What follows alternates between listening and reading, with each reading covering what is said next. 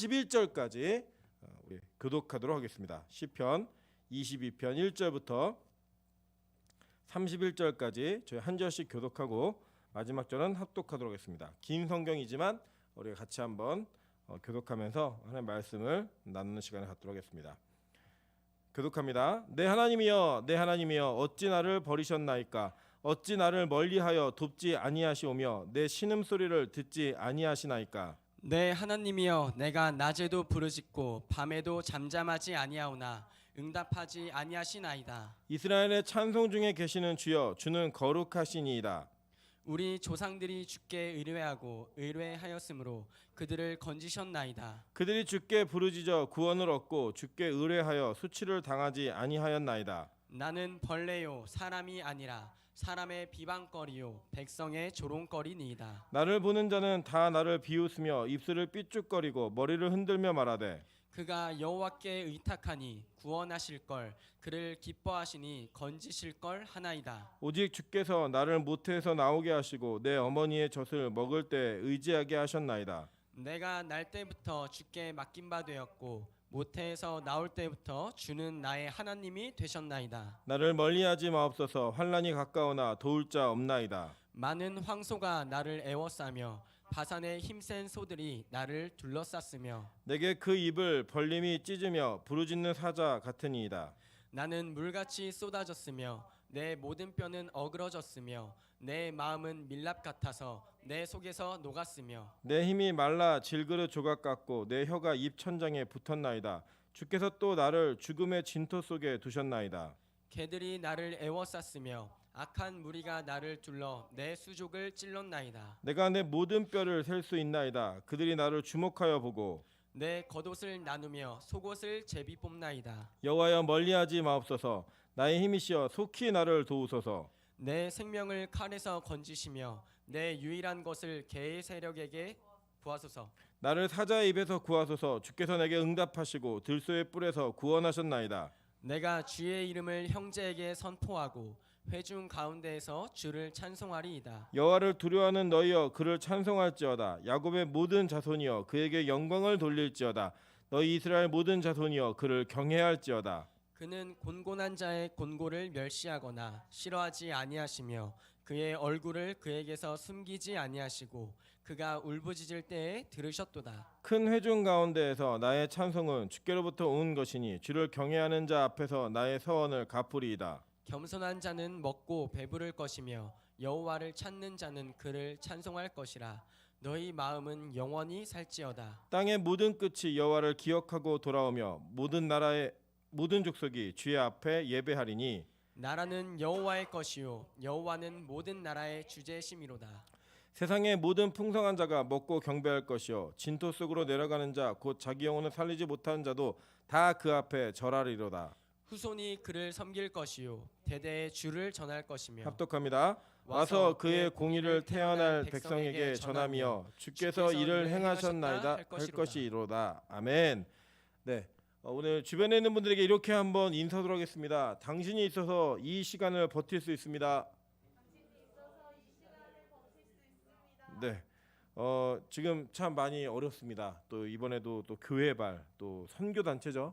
선교 단체발 코로나가 또 한 번 터짐으로써 참 이게 어려운 상황인 것 같습니다. 그럼에도 불구하고 우리가 멈추지 않아야 될 것은 하나님을 향한 도우심과 그분께서 우리를 향한 긍휼을 베푸시기를 기대하는 마음으로 주님 앞에 간절히 엎드리는 시간들을 더욱더 늘리시고 멈추지 않는 우리 빛가서 공교회 성도 되시기를 주님의 이름으로 축원합니다. 아멘. 오늘은 시편 22편 1절부터 31절까지의 말씀을 가지고 억울함은 푸는 게 아니라 삼키는 것이다 라는 제목으로 하나님 말씀 증거하도록 하겠습니다.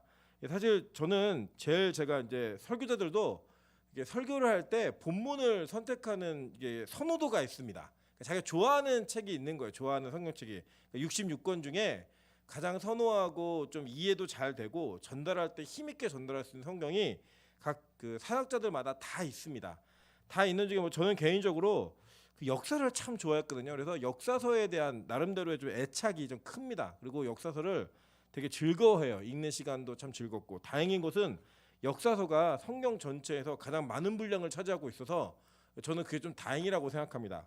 반면에 이제 제가 가장 힘들어하는 이제 이 성경이 시편입니다. 시편 이렇게 시적인 요소가 있는 시가서들 참 어려워요. 어려운 이유 중에 뭐냐면 저는 어려운 이유 중에 하나가 뭐냐면 저는 굉장히 이렇게 논리적이고 좀 공감 능력이 떨어집니다. 이렇게 논리적이고 직설적이고 현실적인 걸 좋아하지 추상적이고 막 이렇게 그 뭔가 꾸미고 이런 걸 별로 좋아하지 않아요. 저 오늘도 같이 이제 우리 교육자들끼리 이제 식사를 하는데 노대현 전사님이 그런 얘기 하시더라고요. 처가에 놀러 갖고 있다가 놀러 간 게 아니죠. 이제 집에 물난리가 나가지고 처가에 피신해 있다가 옛날에 이제 사모님하고 서로 주고받은 연애 편지가 이렇게 발견했대요. 그걸 보는데 끝 부분에 항상 시를 썼대. 시를. 저 밥맛 떨어져가지고 이 시를 써가지고 그 시를 막 쓰면서 자기가 그 시를 하나 보면서 굉장히 하나가 마음에 들어 정말 잘 썼다 막 이런 느낌이 들 정도로 그 공감이 하나도 안 돼요. 그래서 제가 그랬어요. 우리 아내한테 절대 얘기하지 말라고. 저희 아내 또 저한테 시를 쓰라고 얘기할 수도 있기 때문에 참 어려운 마음들이 있습니다. 그럼에도 불구하고 이 시편도 하나님께서 쓰신 성경이기 때문에 우리가 이 시편을 통해 받는 은혜는 그 어떤 성경을 통해서 받는 은혜와 동일한 은혜이고 어떤 성경보다 우월하거나 열등하거나 이런 성경이 아니라는 것입니다. 그래서 오늘 이 본문에 있는 특히 시편 22편은요. 우리 제목을 보시면 다윗의 시 인도자를 따라 뭐라고 읽죠? 읽어보세요. 시작. 아옐렛 샤할. 어려운 나라죠, 그죠? 사실은 근데 이게 여러분 그냥 이 표제 우리나라 한글 성경에 있는 이 표제들이요 성경을 잘 이해하기 위해서 붙인 내용이 아니고요. 이 원래 원문 시편에는 다 이게 1절입니다. 그래서 이제 시편 22편은 한글 성경에는 31절까지 있잖아요. 근데 이제 그 원어 성경에는 32절까지 있습니다. 이 첫 번째 1절이에요. 1절. 이것도 이제 성경이에요. 근데 거기 보면은 뭐라고 얘기하냐면 이게 첫 번째 얘기하고 있는 어려운 단어가 아얄렛 샤할이라고 얘기하죠. 이게 무슨 뜻이냐? 이제 여러 가지 해석들이 있는데 제일 유력한 것은 이 뜻을 그대로 직역을 하면 새벽의 사슴이라는 뜻이에요. 새벽의 사슴.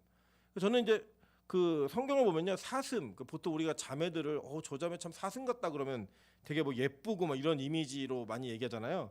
성경에서 이 사슴 같다라고 얘기하는 것은 굉장히 절박하고 이렇게 구슬픈 그런 이미지가 좀 담겨져 있습니다. 그리고 이제 그 절박하고 구슬픈 이미지에서 하나님의 도우심으로 말미암아 이렇게 힘차게 힘을 얻는 이런 연약함에서 강건함으로 바뀌어지는 이런 개념으로 성경은 이 사슴이라는 짐승을 이미지화 시키고 있어요. 그러니까 문화권마다 이게 이미지가 좀 달라요. 제가 몇 번 이제 설교 드린 적도 있지만 그 보통 우리나라에서는 뭐 이렇게 앙큼하고 말 잘하는 조그만 여자애들을 뭐라고 얘기하죠? 여우 같다 이렇게 표현하잖아요. 보통은. 근데 이제 여우라는 개념은 이제 우리나라에서는 이게 약간의 여자들에게는 조금 칭찬일 수도 있는 그런 뉘앙스가 좀 있잖아요. 근데 예를 들어 이스라엘 여자애한테 너 참 여우 같다 이러면 굉장히 큰 신뢰입니다. 욕이에요 이게. 왜냐하면 이스라엘에서 여우의 개념은 파괴자의 개념이에요. 파괴자. 이런 개념이기 때문에 이제 어떤 이미지들이 좀 다릅니다. 그런데 이제 성경에서 사슴이라는 이미지는 그런데 이 야알렛 샤할이라고 하는 것은 그 당시 어떤 곡조가 있었던 것 같아요. 정확히 모르지만 그 곡조, 그러니까 사슴 새벽의 사슴의 곡조에 맞추어서 부른 노래예요. 그리고 이제 전체 내용을 보면은 어떤 내용이냐면 이 시편 22편 1절부터 21절까지는 그 자신의 비통함, 그 형편없는 처지를 그냥 실제로 고백을 하면서 하나님 나 좀 구원해 주세요라고 하는 그런 내용들로 기록되어 있고 22절부터 마지막 31절까지는 그 가운데 하나님께서 나를 구원하실 것을 확신하면서 그리고 하나님을 찬송하는 그런 내용으로 쭉 기록되어 있는 내용들을 보시게 될 겁니다. 원래 이 시는 저처럼 이렇게 분석하면 안 돼요. 시는 그냥 쭉 읽으면서 느껴야 되는데 워낙 이 시 자체가 고어체로 돼 있고 이제 우리가 긴 내용을 읽다 보면 공감이 안 되는 부분이 있기 때문에 제가 여러분이 공감 능력을 도와드릴 수 있는 팩트들을 이렇게 점검해 드리는 거예요. 그래서 시는 분석하는 게 아니다라는 걸 먼저 이게 이 이미지를 하시면 돼요. 왜냐하면 제가 보니까요 시편 설교는 음악적 재능이 있는 찬양의 은사가 있는 분들이 참 설교를 잘해요. 감성적인 분들 이런 분들이 제가 현존하는 분들 중에 제가 실제로 시편 설교 들은 분들 중에 가장 시편 설교를 잘하는 분은 저희 어머니예요. 제 개인적으로는. 왜냐면 이 그 찬양의 은사가 있다 보니까 이 시편의 내용들을 그냥 읽어만 가도 막 공감이 되게 만드는 그런 게 있으시거든요. 근데 저는 그런 쪽으로 기대하지 마시고 저는 논리적이고 분석해 드릴 거예요. 어느 정도는. 여러분이 공감하실 수 있도록. 이제 그 내용들로 이제 기록되어 있습니다. 그래서 이 시편 22편은 전체가 크게 두 부분으로 나눠져 있어요. 첫 번째 부분은 너무 힘들다예요. 하나님 힘드니까 좀 도와주세요, 이 내용이고, 두 번째는 뭐가 안 바뀌었는데도 불구하고 반드시 하나님이 날 건지실 거고 내가 그 하나님을 찬양할 거고 그 하나님 보면서 너희 자손도 영영 대대로 찬양할 거다라고 하는 자기의 구원의 확신과 함께 하나님을 찬양하는 영광의 선포로 이 전체 내용이 기록되어 있는 거예요. 자, 그러니까 이런 곡조의 내용을 이제 새벽의 사슴이라는 이 가사의 내용을 새벽의 사슴이라는 곡조에 담은 거예요. 뭔지 아시죠, 여러분? 우리도 보통 보면 발라드의 가사들은 다 슬프잖아요. 그러니까 슬프니까 발라드를 어떻게 불러요? 막 슬픈 눈을 하고, 그죠? 막 부르잖아요, 그죠? 이제 기쁜 댄스곡 이런 거는 가사가 슬퍼요? 없어요. 그냥 그런 거는 대부분 다 이렇게 즐겁고 기쁜 내용으로 해가지고 막 춤추고 막 이래도 전혀 문제가 없는 이런 형태의 내용이잖아요. 그런 것처럼 이 다윗의 시대에 이 새벽의 사슴이라는 곡조에 이 시를 맞춰서 부른 노래예요. 그래서 제가 볼 때는 이거는 지금 우리식 현대식으로 얘기하면 아마도 이게 발라드에 가깝지 않을까라고 생각이 되어지는 그런 내용이에요. 그래서 이런 걸 읽을 때는 그런 마음으로 읽으시는 거예요. 막 댄스곡처럼 읽으시면 안 돼요. 이 시를 굉장히 이렇게 정서적이고 정적이고 이렇게 어떤 감성에 막 풍부할 때, 그러니까 아마도 이 새벽의 사슴이라는 곡조는 새벽에 좀 맞았을 것 같아요. 새벽에 부르는 그런 찬양이다라고 보시면 거의 좋을 것 같아요. 사실은 이게 이 시가 언제 쓰여졌느냐, 이거는 이제 두 가지의 이제 학자들이 분석을 합니다. 첫째는 사울을 피해서 다윗이 도망 다닐 때 그때 아마 썼을 거다라고 얘기하는 분들이 계시고, 또 한쪽은 이제 압살롬, 자신의 아들인 압살롬이 반란을 일으켜가지고 다윗이 막 쫓겨다니잖아요. 그 쫓겨다닐 때 썼던 노래였을 것이다라고 얘기를 합니다. 근데 이 시편 22편이 왜 유명하냐면 시편 전체에서 아주 뚜렷하게 메시아를 예언하고 있는, 그러니까 즉 예수 그리스도를 예언하고 있는 시가 7편이 있어요. 이제 2편, 16편, 22편, 24편, 45편, 72편, 110편. 다시 읽어드릴게요. 적으세요 그냥. 어디 구석에 적어놓으세요. 언젠가 볼 수 있으니까. 시편 2편, 16편, 22편, 24편, 45편, 72편, 110편. 요 7개가 메시아 예언시입니다. 그 중에 이제 하나로 들어가는 게 바로 오늘 여러분이 전체적으로 읽으신 시편 22편이에요. 이 전체 내용은 우리가 약간 좀 구슬프고 어떤 이렇게 애처로운 이런 걸로 시작했다가 마지막에 어떻게 마쳐요? 기쁘고 즐겁고 행복한 이런 내용으로 마치는 그런 내용들로 이렇게 쭉 이어져 있다는 거, 이걸 먼저 기억하시면서 오늘 본문을 따라 읽도록 하겠습니다. 먼저 1절에 이렇게 얘기합니다. 내 하나님이여 내 하나님이여 어찌 나를 버리셨나이까 라고 얘기해요. 그죠? 여러분 이제 이거 많이 들어보셨죠? 예수님이 십자가상에서 가상 칠언을 하시는데 그 십자가상에서의 칠언 중에 네 번째가 하나님이여 하나님이여 어찌하여 나를 버리시나이까 얘기하죠. 엘리 엘리 라마 사박다니 라고 얘기할 때 그 사박단이라고 하는 건 아람어고요. 지금 이 히브리어 원래는 엘리 엘리 라마 아자브타니라고 얘기해요. 그러니까 이 아자브타니는 히브리어고 사박단이는 아람어예요. 그러니까 똑같은 얘기예요. 그러니까 예수님께서 하나님이여 하나님이여 어찌하여 나를 버리셨나이까 라고 얘기했던 그 단어가, 그 문장이 바로 이 시편 22편 1절에서 그대로 따라온 거예요. 그대로 따갖고 온 거예요. 그래서 이 상황이 어떤 상황이었냐면 다윗의 고통과 예수 그리스도의 고통을 신구약을 통해 딱 정확하게 오버랩 시키면서 이 고통, 지금 현재 다윗의 고통이 어느 정도였는가, 이거를 얘기하고 있습니다. 여러분 잘 보세요. 그러니까 지금 이게 아까 제가 두 가지 케이스라고 했잖아요. 이 시가 선포될 때, 첫째는 사울에게 쫓길 때. 자, 이때는 다윗이 죄가 있었어요, 없었어요? 없었어요, 사실. 그죠? 훈련의 과정 속에 쫓겨다닌 거예요. 두 번째는 어떤 일이었어요? 다윗이 압살롬에게 쫓기게 된 이유는 뭐였냐면 바로 자기의 그 부하였던 우리아의 아내를 범하고 그 우리아의 아내의 일, 밧세바의 일로 인하여서 그가 고통을 당하는 장면 가운데 있는 내용인 거예요.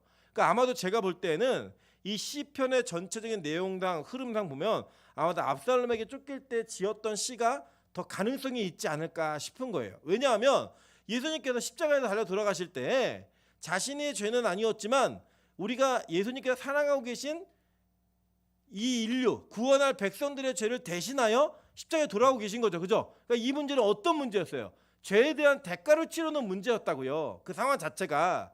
그걸 구약적으로 대입을 하면 지금 이 다윗이 자신의 범죄로 인하여서 그가 쫓기고 있는 상황 가운데 그가 다른 사람도 아니고 타인도 아니고 자식의 칼끝을 피해서 눈물을 흘리고 머리를 풀어헤치고 맨발로 도망가면서 그가 이렇게 도망가는 상황 가운데 지은씨다라고 얘기하면서 그가 뭐라고 고백하냐면 하나님 어찌하여 나를 버리셨나이까 라고 하는 절망의 끝과 그 수렁 속에서 이 고백을 하고 있다는 거예요. 그리고 이 내용을 예수님이 십자가상에서 동일하게 외침으로 말미암아 이 다윗의 심정이 어땠는지 우리는 예수님으로부터 거꾸로 들어가서 유추할 수 있는 거예요.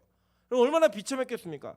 자기의 자녀가 자기의 자식이 칼끝을 겨눈 그 상황 속에서 심지어는 자기의 부인들, 그러니까 이 압살롬의 그 계모들이죠, 그 엄마들이죠, 엄마들을 그가 다 범하는 일들을 그냥 눈으로 막 본 거예요. 백주대낮에. 그걸 보고서 나라 전체가 자신에게 등 돌리고 자신의 측근에 있었던 몇 명의 부하들 데리고 그냥 죽을까봐 도망가는 그 모습. 자기의 바세바의 외할아버지였던 아히도벨이 이 압살롬의 책사가 되어서 자기를 죽일 수 있는 그런 계략을 던져놓는 그런 상황들을 경험하면서 다윗이 경험했던 고통은 정말 참혹하고 말할 수 없는 고통이었다는 거예요. 잘 보세요. 그 뒤에 2절 보니까 내 하나님이여 내가 낮에도 부르짖고 밤에도 잠잠하지 아니하오나 응답하지 아니하시나이다 라고 얘기해요. 그 어떻게 기도했냐면 이 상황이 얼마나 어려웠냐면 낮밤으로 기도한 거예요. 낮밤으로 쉬지 않고 낮밤으로 부르짖고 있는데 하나님의 응답이 있다 없다? 없다라는 거예요. 상황이 변하지 않아요.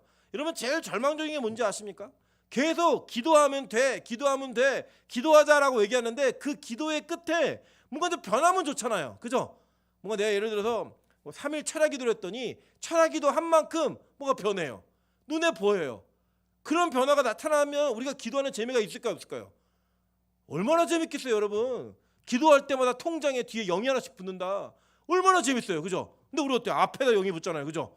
계속 앞에 0이 붙어갖고 줄어들어요. 그래 이게 상황의 변화가 없고 더 힘들어지는 거예요.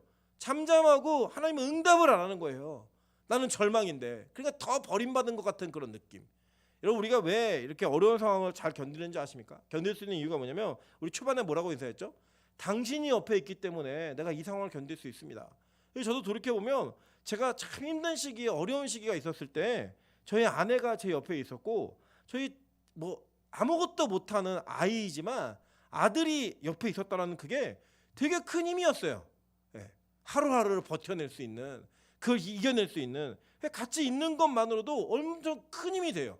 근데 오늘 이 상황은 다윗이 그렇게 어려운데 자기 주변에 아무도 없는 거예요. 사람이 있어도 있는 사람이 아닌 거예요. 여러분 우리 보면요 주변에 많은 사람들 속에 속해 있는 사람들 가운데 외로움을 느끼는 사람도 되게 많습니다. 친구도 되게 많은 것 같고 뭐 주변에 위아래로 참 많은 것 같은데 실제로 자기 마음을 터놓고 얘기할 수 있고 자기의 모든 것을 내보이면서 도움을 요청할 수 있는 그런 사람을 찾아보면 아무도 없는 그런 외로움의 현실과 관계 속에 갇혀있는 사람들이 너무나 많다는 거예요. 이게 현대사회가 되면 될수록 더 많아요. 뭐 SNS라든지 문자라든지 뭐 금방금방 전화통화라든지 이런 걸 통해서 많은 사람들과 수없이 많은 대화를 나누는 것 같지만 진짜 어렵고 힘든 일 가운데 자신의 모든 것들에 대한 것들 도움을 요청하고 도움을 얻을 수 있는 그런 관계는 극히 드물더라는 거예요.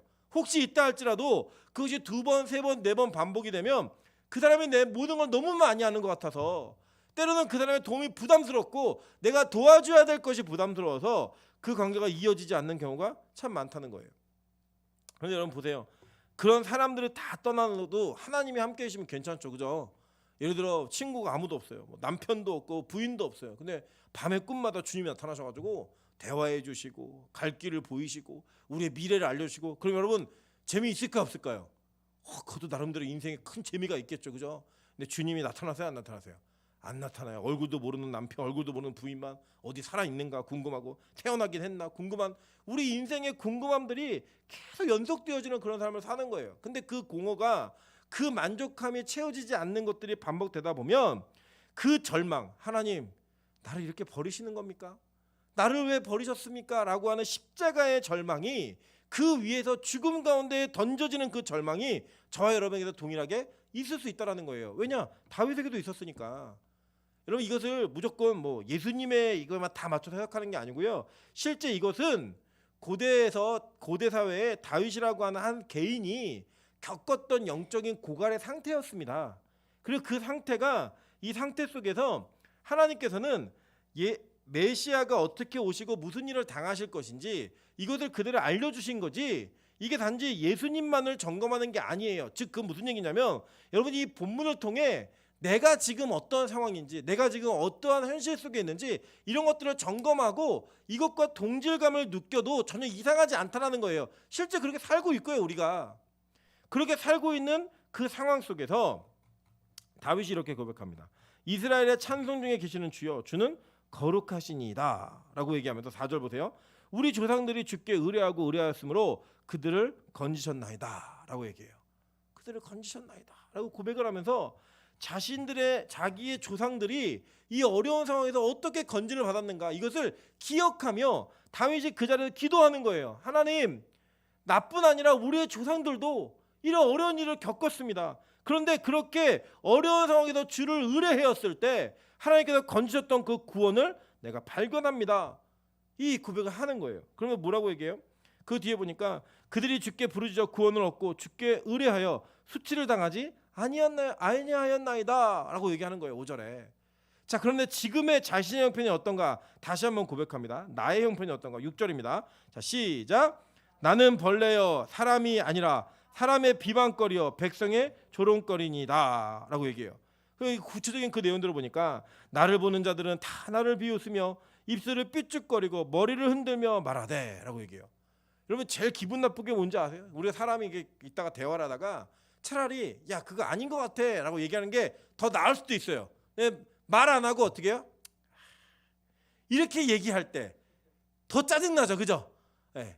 그 비참함, 그 현실이 여기 있는 거예요. 그러면서 그 뭐라 그래요? 8절에 보니까 그가 여호와께 의탁하니 구원하실 걸, 그를 기뻐하시니 건지실 걸 하나이다 라고 얘기하는 거예요. 조롱하는 얘기가 그대로 있는 거예요.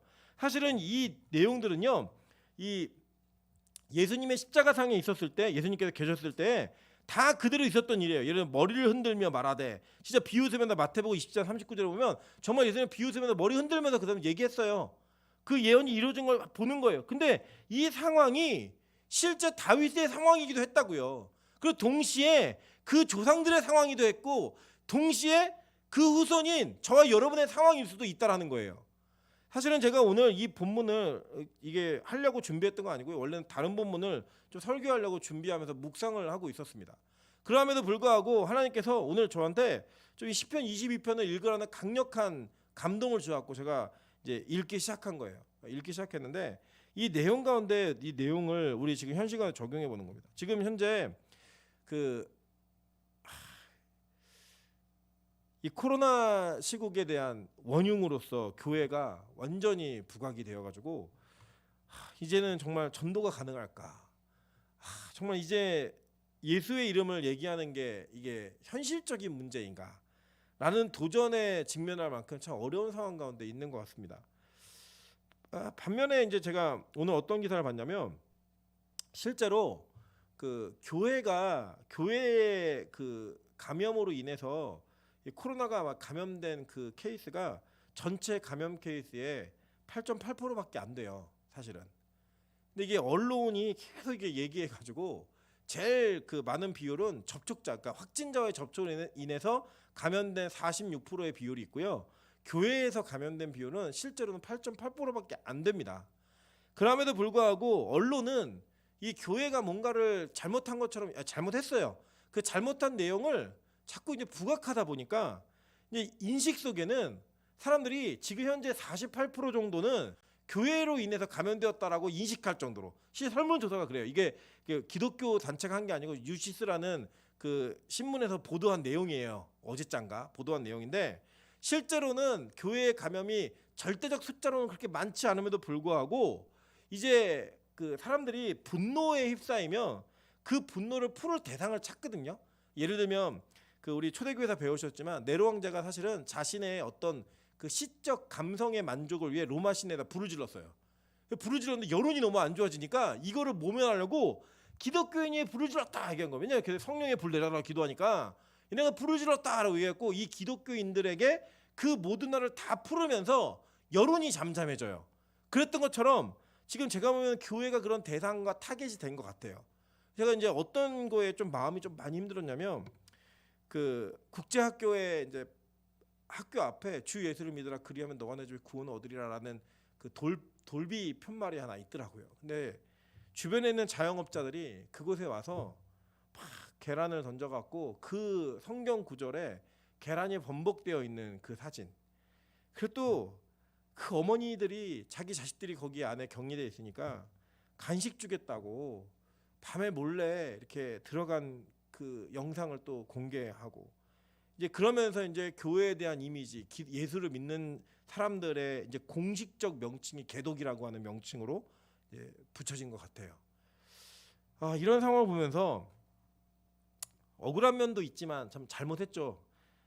교회가 이제 10%의 그 예배자를 요청하고 협상해서 받아낸 것도 저는 좀 속상해요. 대형교회 목사님들이 이게 협상이 주체가 되다 보니까 사실 작은 교회들은 더 어려워졌어요. 작은 교회들은 원래 20명까지도 들어갈 수 있었는데 이제 10명도 못 들어가는 이런 현실. 과연 교회가 큰 교회만의 교회인가? 기독교가 큰 교회만이 교회이고 작은 교회들은 교회가 아닌가? 뭐 이러한 어떤 목사들 사이에서의 이기적인 결정들을 바라보면서 느끼는 절망감. 뭐 이런 거 바라보면서 제가 좀 마음이 좀 힘들더라고요. 힘들어가지고 좀 머리도 식히고 싶고 그래서 어디를 쭉 다녀왔습니다. 다녀오면서도 느끼는 게 뭐냐면 과연 기독교에 희망이 있나? 한국 교회가 다시 일어날 수 있을 것인가? 이거에 대한 그 굉장히 큰 어려움이 있었어요. 제가 오늘 시편 22편을 읽으면서 너무 감동이 되었던 건 뭐냐면 그래. 제가 오늘 설교 제목을 먼저 좀 얘기하면서 가고 싶습니다. 억울한 면이 있잖아요. 그죠? 억울해요. 우리 교회는 뭐 확진자도 없었고 방역수칙 잘 지켰고 수면 모이라 그럴 때도 선제적으로 우리 10명만 모인다 그래 10명만 모이고 한 번 모였더니 또 그날 와가지고 또 왜 많이 모였냐 그래서 안 지키는 교회처럼 이미지가 좀 되어 있고 이런 모습들을 바라보면서 억울한 게 있죠. 풀고 싶어요. 사실 저는 억울함을 개인적으로 참 못 찾는 사람이었습니다. 억울한 일이 있으면 일일이 다 해명하고 막 삼자 대면하고 끝까지 밝혀서 내가 얼마나 정직한 사람인지를 증명해야만 제 속이 시원했던 그런 사람이에요. 그런 사람에게 하나님께서는 제가 요만한 잘못을 했는데 그 잘못을 사람들이 이만하다고 얘기해요. 근데 그 이만하다고 얘기하는 잘못에 반박할 수가 없는 거예요. 이만한 잘못이 있으니까 말을 못 하겠는 거예요. 얘기를 더 할 수가 없는 그 상황. 그러니까 억울해요. 되게 억울한데 그 억울함을 풀 수 없는 상황으로 몰아가시는 거예요.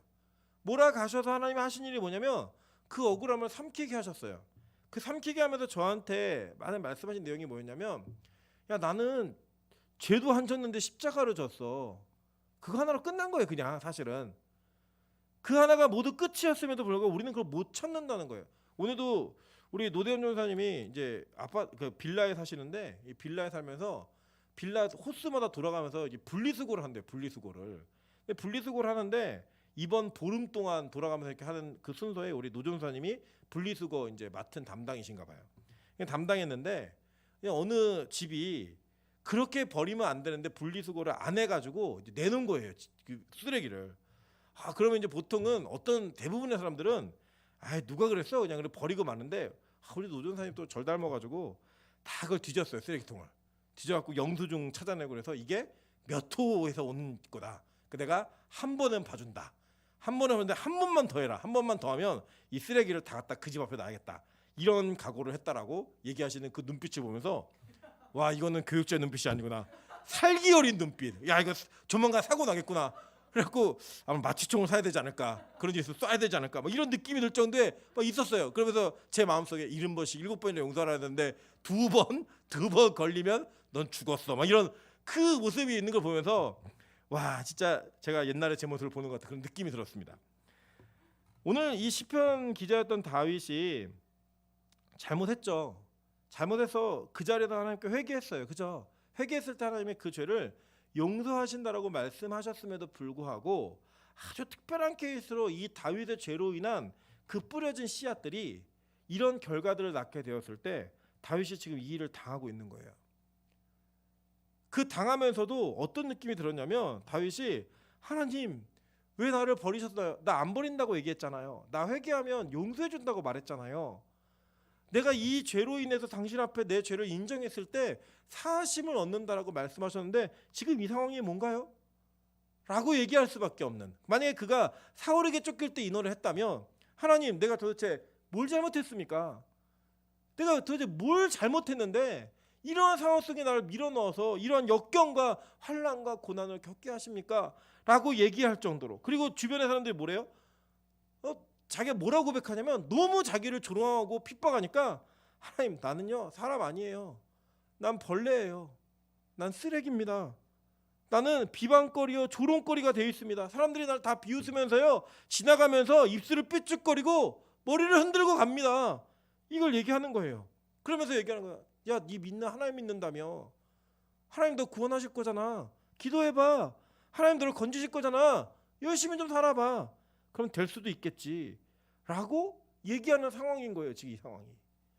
저는 교회가 지금 이 상황이라고 생각합니다. 여러분 물론 방역의 수칙을 안 지키는 교회보다 지키는 교회가 훨씬 많고요. 그 지켜가면서 그것을 노력하는 성도들이 훨씬 더 많이 있습니다. 그럼에도 불구하고 여전히 터지는 사건들을 바라보면 하나님이 한국 교회를 정말로 이 시간과 상황을 통해서 철저하게 다듬으시는 것 같아요. 철저하게 우리를 이렇게 부서뜨리고 꺾으시는 것 같아요. 그 꺾임을 통해 지금 우리가 해야 될 것이 무엇인가? 여러분 사방이 막히면 오방이 열리거든요. 앞뒤 좌우가 막히면요 오방만 열려요. 어디냐? 하늘만 열리는 거예요. 그러니까 얼마나 그동안 우리가 하나님과의 교제가 끊어지고 하나님 바라보지 않고 세상을 바라보고 세상의 힘과 능력을 의지하며 교회가 살았으면 하나님이 이렇게 상황을 통해서라도 하나님만을 바라보게 하시는 그 은혜를 경험하게 하시는 거예요. 여러분 지금 우리 교회 내 성도들의 삶 가운데도 이런 어려움이 이제 더 크게 나타날 거라고 생각을 합니다. 이게 금방 끝날까요? 뭐 백신 맞으면 다 해결될까요? 아니요, 여러분 지금 이미 백신을 맞고 있는 국가들도요 뭐가 그렇게 크게 변하지 않았어요. 크게 변하지 않았고 전망도 어두워요. 올해까지도 이거 마스크 쓰고 살아야 되지 않나라는 절망들이 있고 그것조차도 확신할 수가 없습니다. 현재 나와 있는 백신과 치료제가 과연 변이된 코로나에게도 지금 잘 적용될 수 있는가? 이것도 다 의학적인 의문들을 가지고 있어요. 몰라요, 답을. 아무도 답이 없어요. 교회들도요 어떤 대책이 없어요. 이 상황 속에서 어떻게 해야 된다고 말할 수 있는 어른이 안 계세요. 선배가 없어요. 해답이 없는 교회들, 모든 교회들이 있는 거예요. 그들의 모든 상황은요 아무것도 답이 없는 그런 상황인 거예요. 성도는요 마찬가지죠. 이제요 거의 1년 가까이 예배를 드리지 않았던 주일학교 아이들은 이제 끝났습니다. 이제 교회들이 그 아이들을 다시 데려올 수 있을까에 대한 물음표를 다 가져야 되고요. 걔네들에게 정말 예수가 있는가를 점검해 봐야 돼요. 마찬가지예요. 그동안 신앙생활 대충 했고 교회 오는 것이 피곤했고 어려웠던 그냥 무늬만 그리스도인이었던 분들에게는 지금 이 코로나라고 하는 이 사태가 너무나 좋은 기회예요. 교회를 안 갈 수 있는, 공식적으로 안 가도 문제가 안 되는. 그래서 이제는 교회에 대한 어떤 이미지, 교회를 바라보는 태도, 예배에 대한 마음들이 밖에뿐만 아니라 이 교회 안에 있는 사람들조차도 다 무너지고 있는 이 상황들 가운데 지금 예수를 말해야 하고 교회의 영광을 얘기하고 하나님의 유일한 절대성을 얘기하고 그분의 은혜와 긍휼을 기다려야 된다고 말하는 것이 이게 당연한 것이 아니라 너무나 특이하고 어려운 상황이 되어버린 환경인 거예요. 사람들이 얘기합니다. 야, 너희들 믿는 하나님 계시니까 코로나 안 걸려야지. 이러면 조롱해요. 너희들 하나님 믿는다면 도대체 왜 이래? 그 심지어는 뭐 어떤 교육을 받았는지 모르겠지만 목회자들이 자기들 그렇게 여름에 2,000명 몇천 명씩 모아서 캠프를 그 밀폐된 공간에 하고 하나님이 과학적으로 자기를 지켜준다고 얘기하는 그런 설교가 공개되어 가지고 기독교가 욕을 먹을 수밖에 없는 이런 상황 가운데 지금 진퇴양난 사면초가 이 모든 어려운 단어를 다 이야기해도요 어떻게 말할 수 없는 그런 상황이 지금 한국교회 상황입니다. 근데 여기서 다윗이 뭐라고 얘기하는지 아세요? 10절 한번 보세요. 내가 날 때부터 주께 맡긴 바 되었고 모태에서 나올 때부터 주는 나의 하나님이 되셨나이다. 저는 이 구절이 있는데 마음이 뭉클하더라고요. 먹먹하더라고요, 가슴이. 그래 이렇게 어렵고 힘든 상황인데도 불구하고 그 어려운 상황 속에서도 그가 고백하면서 나가는 첫 번째 단어가 뭐냐면 하나님, 내가 날 때부터 주께 맡긴 바 되었고 모태에서 나올 때부터 주는 나의 하나님이셨습니다. 이렇게 얘기하는 거예요. 우리 개인적으로 참 어렵고 힘든 상황 가운데서 우리가 고백해야 될 고백이 무엇인지를 하나님 가르치고 계신 거예요. 하나님 이렇게 어려운데요. 이렇게 힘들고 교회가 박살이 나고 있는데요. 그럼에도 불구하고 교회 하나님 만드셨잖아요. 내가 태어날 때부터 이 교회가 생길 때부터 하나님이 이 교회를 이끌어 오셨잖아요. 제가 오늘도 무슨 교회 저희 교회 창립일을 알아야 될 상황이 있어서 알다 보니까 1989년 6월 1일 그때 하나님이 이 교회를 태동시키셨을 때 이 교회를 하나님 만드신 거잖아요. 그 하나님 만드신 교회가 지금까지 이어진 거예요. 지금까지 이어져 내려오면서 그 이 교회를 통해 하나님 하실 일이 있으시니까 이 상황 가운데 무너뜨리지 않고 이 교회를 계속 이끌어 오신 거예요. 이 이끌어 오신 상황 가운데 우리가 의지할 분이 누구냐고요. 바라봐야 게 무엇이냐고요. 다른 거 없어요. 답은 유일해요. 하나님 책임지세요. 하나님 만드셨잖아요. 나 나올 때부터 하나님 사람입니다. 나 나올 때부터 하나님은 나의 하나님이셨습니다. 라고 고백하면서 나가는 길, 그게 바로 이 문제 해결 방식이었다는 거예요. 저는요, 우리가 모일 수는 없다고 생각합니다. 이 상황에 모이면 안 돼요. 그러나 여러분이 있는 처소에서 간절히 하나님을 부르짖고 찾고 그분을 의지하고 신뢰하는 건 어느 곳에 있든지 무엇을 하고 계시든지 다 할 수 있는 일이라고 생각을 합니다. 그렇기 때문에 이 기도의 시간은 우리가 포기하거나 늦추거나 보류할 수 없는 시간이라는 거예요. 어쩌면 상식적으로 생각하면 그냥 이렇게 됐으니까 이 겸사겸사해서 다 쉬자라고도 할 수 있겠어요. 그러나 그게 아니라 오히려 이 시기에, 이 어려운 시기에 우리는 더 많이 기도해야 함을 깨달아야 된다는 거예요. 그러면서요, 억울함을 푸는 게 아니에요. 뭐 제가 아까 말씀드린 자료 가지고 뭐 그렇게 싸우지 마세요, 제발. 뭐 교회 8.8% 아니에요. 잘못했어요. 제가 말씀드리는 건 우리의 상황이 하나님이 이렇게 만드셨다라는 걸 고백하기 위해서 알려드린 거예요. 예수님도요, 억울하셨어요. 자신의 죄가 아니었다고요. 근데 그 억울함을 풀지 않으셨어요. 어떻게 하셨는지 아세요? 그 억울함을 삼키셨어요. 그래서 그것을 죽음으로 대신함으로 말미암아 하나님의 백성들, 자기의 사람들을 구원하신 그 은혜를 이루신 거예요. 저는 지금 교회가 자꾸 여론을 선도하고 어떤 우리 억울함을 자꾸 어필하고 얘기해가지고 그래 니네가 근원이 아니구나라는 그 얘기를 들어야 되는 시기가 아니라고 생각하는 거예요. 억울해요. 힘들어요. 근데 그 억울함을 푸는 게 아니라 삼키는 거예요. 그건 뭐예요? 죽는 거예요. 우리가 더 썩어지는 거예요. 잘못했다고 미안하다고 말하는 거예요. 그리고 나서 우리가 할 일이 뭔지 아세요? 하나님, 우리가 이렇게 어려운 상황입니다. 우리가 이렇게 힘든 상황입니다. 이 상황 가운데 우리를 건지실 분이 당신밖에 없습니다라고 고백하는 거예요. 11절 보세요. 나를 멀리하지 마옵소서. 환난이 가까우나 도울 자 없나이다. 이 상황이 어떤 상황이냐? 많은 황소가 나를 에워싸며 바산의 힘센 소들이 나를 둘러쌌으며 내게 그 입을 벌림이 찢으며 부르짖는 사자 같으니이다. 나는 물같이 쏟아졌으며 내 모든 뼈는 어그러졌으며 내 마음은 밀랍 같아서 내 속에서 녹았으며 내 힘이 말라 질그릇 조각 같고 내 혀가 입천장에 붙었나이다. 주께서 또 나를 죽음의 진토 속에 두셨나이다. 개들이 나를 에워쌌으며 악한 무리가 나를 둘러 내 수족을 찔렀나이다. 내가 내 모든 뼈를 셀 수 있나이다. 그들이 나를 주목하여 보고 내 겉옷을 나누고 속옷을 제비 뽑나이다 라고 얘기하는 거예요. 이 상황이에요. 그러면 다시 한번 고백합니다. 19절 보세요. 여호와여 멀리하지 마옵소서. 나의 힘이시여 속히 나를 도우소서. 그때부터 기도가 터지는 거예요.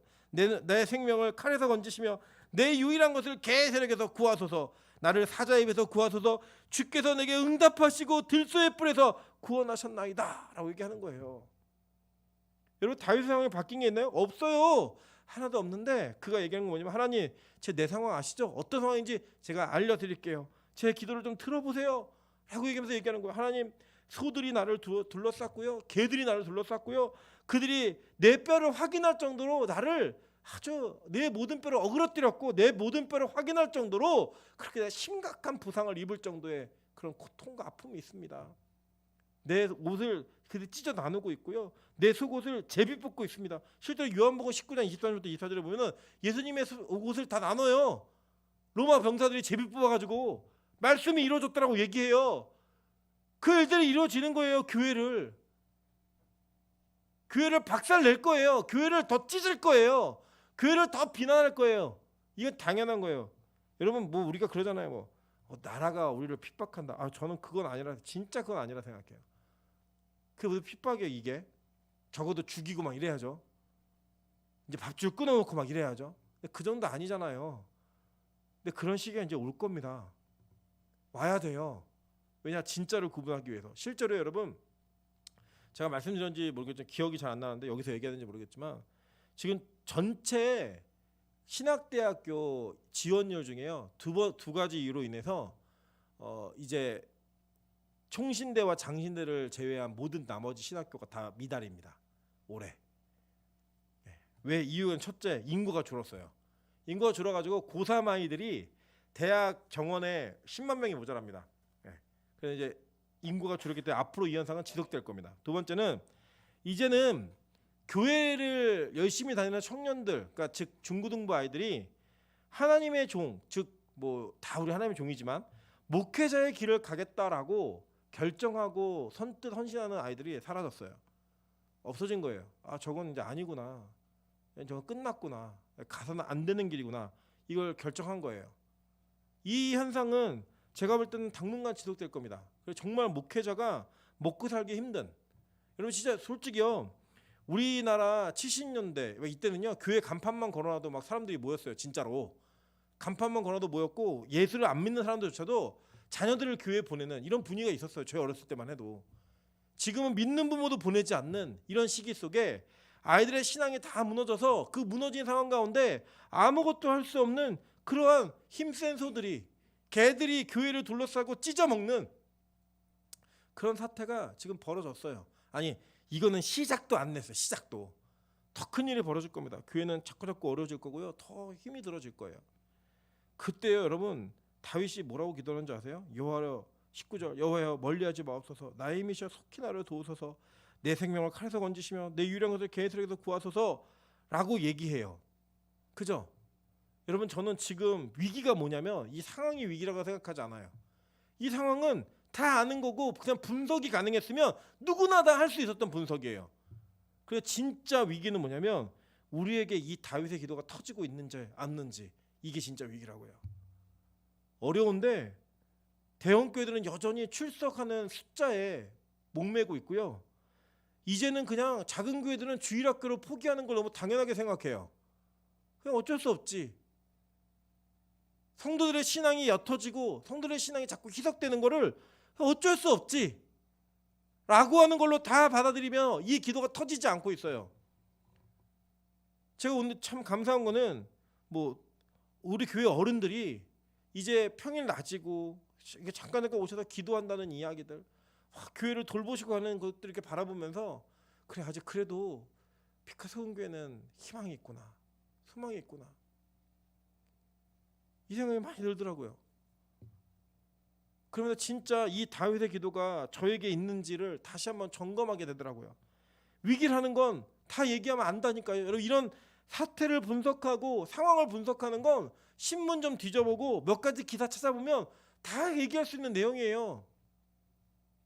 그런데 진짜 우리가 이 위기를 야 이거 우리 이런 상태 아닌데 이거 억울한데 풀고 있는 일에는 집중해요. 만나서 아니라고 설명하고 기사가 보고 사실이 뭔지 얘기하는 건요 막 핏대를 올리면서 말해요. 그런데 이 억울함을 삼키는 기도가 이 억울함을 삼켜서 이 억울함 속에서 하나님만을 바라보겠다는 절박한 기도가 지금 우리 한국교회에 있냐고요. 아니 저 여러분에게 있냐고요. 없다면 진짜 위기입니다. 그게. 저는 그러한 개념으로 저에게 이 기도가 터지지 않는 걸 보면서 아 우리 교회 위기구나 라고 생각했어요. 아 빛가스온교회 지금 위기구나.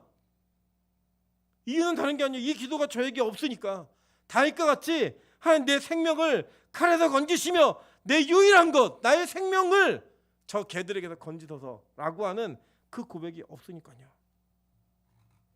그 기도가 없으니까 뭐가 없는지 아세요? 21절이 없는 거예요. 21절에 다윗이 뭐라고 얘기하냐면 나를 사자의 입에서 구하소서 주께서 내게 응답하시고 들소의 뿔에서 구원하셨나이다 라고 얘기하는 과거형이에요. 안 변했는데 상황 하나도 변한 게 없는데 다윗이 기도가 터지니까 하나님 나를 이미 구원하셨죠? 라고 하는 과거형으로 얘기하는 거예요. 나 구원하셨네요. 그런데 이 소망이 지금 왜 교회에게 없느냐? 지금 왜 저 여러분에게 없느냐? 다른 거 아니에요. 다윗의 기도가 없으니까. 이 뒤는요 사실 솔직히 말씀드리면 우리가 읽을 감이 안 돼요. 자격이 안 돼요.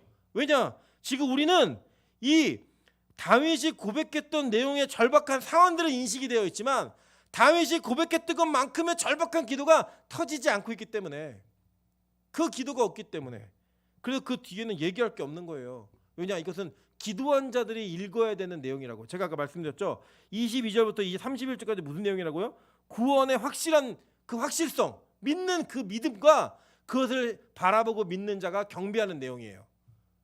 기도가 없는 자에게 어떻게 구원의 확신이 들으겠어요? 기도가 없는 자에게 어떻게 그 확실성을 기반한 찬양이 있겠어요? 없는 거예요. 저는 이 22편을 준비하고 전하면서 하나님 꼭 우리 교회가 이 22절부터 31절까지 이 노래를 할 수 있게 도와주십시오. 슬픈 1절로 끝나는 게 아니라, 망한 1절로 끝나는 게 아니라, 하나님 이 상황 가운데서도 우리에게 소망이 있습니다. 내가 이 억울함을 삼키고 이 어려운 상황들을 다 삼켜서 설사 죽는다 할지라도 괜찮은 그 기도가 터질 때 하나님 이 뒤에 구절들을 읽을 수 있는 특권을 우리 교회에게 허락해 주십시오 라고 기도하는 마음으로 주님 앞에 나왔습니다. 이제 이 금요철의 기도회가 저는 더 간절해지기를 소망합니다. 여러분 그냥 늦은 시간에 그냥 내가 화면 보면서 그냥 말씀이나 듣고 뭐 이렇게 편안한 태도와 자세로 앉아서 그냥 즐기는 시간이 아니라, 의무적으로 채우는 시간이 아니라, 하나님 진짜 위기네요, 절박하네요, 그러면서 무릎을 꿇을 수 있는 그런 은혜가 좀 있었으면 좋겠습니다. 저는 다른 건 모르겠지만 이 말씀이 우리 교회에 정말 큰 소망이 되기를 소망합니다. 이 말씀이 우리 교회 비전이 되기를 소망합니다. 하나님 2021년을 향해 나가면서 이제 벌써 한 달이 지났습니다. 벌써 한 달이 지난 이 시점에 아무것도 변하지 않고 더 어려운 이 시기 속에서 하나님 우리 교회가 진짜 이 기도가 터짐으로 말미암아 이 억울함을 삼키고 그 삼킴을 통해 기도자로 나아가는 그 무릎으로 말미암아 22절부터 31절까지 노래했던 그 노래를 같이 부를 수 있는 교회가 될 수 있게 도와주십시오. 그 부를 수 있는 목사가 되고 전도사다 그리고 사역자들이 되고 이 노래를 부를 수 있는 성도가 될 수 있게 좀 도와주십시오 라고 나아가는 그 기도의 현장이 우리 빛가서 공교회 있기를 주님의 이름으로 축원합니다. 같이 한번 찬양으로 주님 앞에 나아가도록 하겠습니다.